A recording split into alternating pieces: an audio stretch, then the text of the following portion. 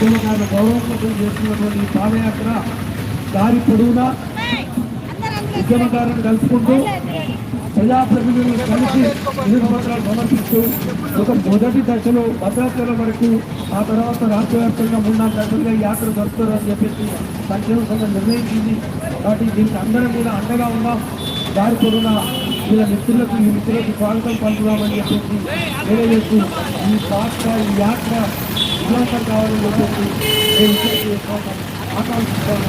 జై తెలంగాణ, జై తెలంగాణ. మన వీరులకు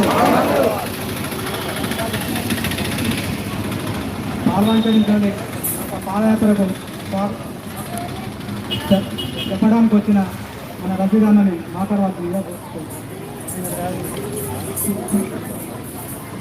ముందుగా ఈ ఆటోని మొదలుపెట్టిన అన్ని దగ్గర నాయకత్వంలో